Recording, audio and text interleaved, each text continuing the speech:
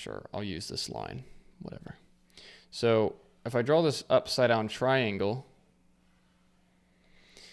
and we say this is concept side 1 and concept side 2, then we have the big ideas of your concept all the way down to the little ideas of your concept. Okay? So, if you do it this way, now you can say, okay, the big concept idea is going to be way up here, right? Like this is, it's like what you're putting in your log line, right? So I've used the Jurassic Park example a lot because it's just super clear. So I'm going to use it. Well, yeah, I'm going to use it again just because it's the clearest one off the top of my head right now. But anyways, you have kind of, nature on one side, man's control on the other. And so this is dinosaurs and theme park, right? Super big ideas. Now, your next level of this is your set pieces, right? So you have your set piece side 1, you have your set piece side 2. So a way to think about your set pieces is this is where sequences in your story can take place. And what I mean by that is you might have the T-Rex cage, right? So the T-Rex cage, so you have this T-Rex on one side and you have the T-Rex cage on this side. And now you can have multiple different scenes that are happening around this set piece of the T-Rex cage, right? We can come back to it, we can go around it, we can go inside of it, we can come out of it, right? All these different pieces and all these different scenes can operate inside this set piece. Another bigger set piece in the story is just simply, the control room pieces of the park, right? So like you could say, control rooms. Oh wait, it would be the other way, but it would be control rooms, right? And then like the dinos breaking in is this side, right? And so now there's all sorts of scenes that can happen in the different control rooms, and those can be the individual scenes, the individual moments. And then this comes down more to where you have a single scene that is also a set piece under this concept. So at this point you can come down into like scene element 1 and then scene element 2. And so then you can have something like the velociraptors, and then on the other side you have the kitchen and the kids hiding in the kitchen, and this is where the velociraptors open the door, and we have that sequence, right? And so that's one scene. So then this also splits down even more, because if you remember, I just mentioned the velociraptors opening the door, right? And so that is a moment within a scene that is, again, throwing these two ideas together. So you have the door handle. This is literally like scene objects and scene elements. So you have the door handle, and then you have, the velociraptors, learn to open the door. Okay? And you see, even in this singular moment in the story, this is relating right back to this, right? The door handle, the locked door, the shut door is a representation of man's control over nature. Velociraptors adapting and learning how to open the door is a representation of nature overcoming man's control. So you can take the big ideas, dinosaurs in a theme park, throw that together. Now we have a big concept.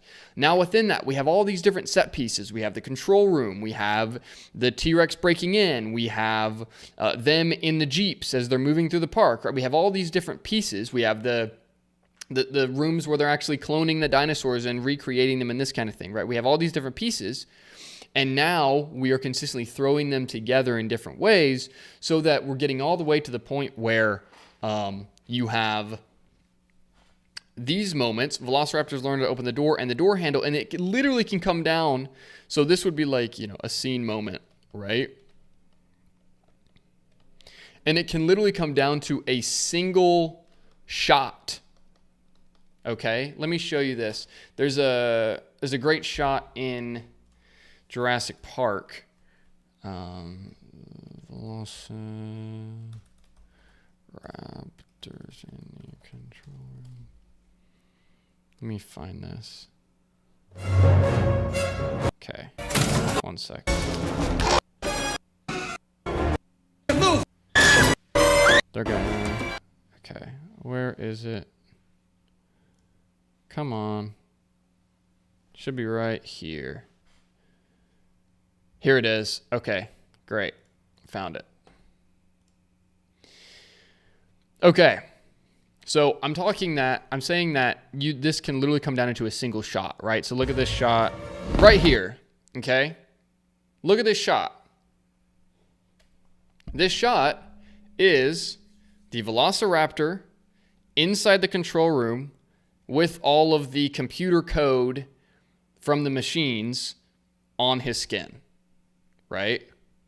So now you're seeing nature, the animal, the Velociraptor, man's control literally overlaid on top of it in a single shot, the computers, the control systems, the systems that were specifically built to keep this dinosaur out of this room are now throwing themselves on the dinosaur, right?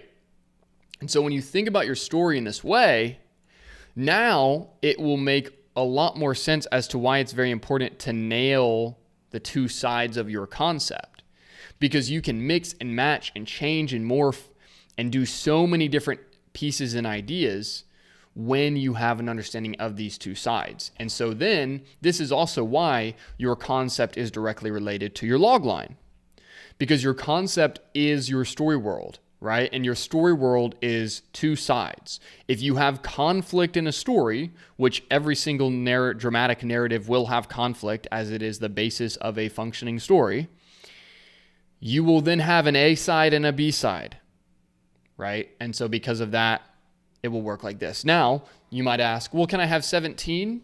What if I have 17 concept elements? It's like, okay, well, can I have a third piece? Can I draw another line over here and do what about the issue with doing this is that you're complicating, you're no longer placing this third concept element into this direct conflict between these two pieces. Now, you can have, I would say that if you have some sort of extra idea that you want to add in, it either is fitting into one of these sides or the other, or it should be removed, right? Because again, we're not trying to be the most innovative, nobody's ever seen a story like this in human history mindset, because that is a mindset of ego, and that is a mindset that will keep you struggling to finish your story forever because you have not simplified it enough in your head to make it clear, right? So if you have these other concept pieces, either one, they're slowing down your story and making it unclear as to what needs to be happening and what your two sides of conflict are, or it's actually more of a sub-concept that falls under one of these two sides, and you can find a way to integrate it into one of the two sides. So, because the more complex you try to make your concept, the less likely your story will work, right? Jurassic Park works so well because the concept is so simple and so clear.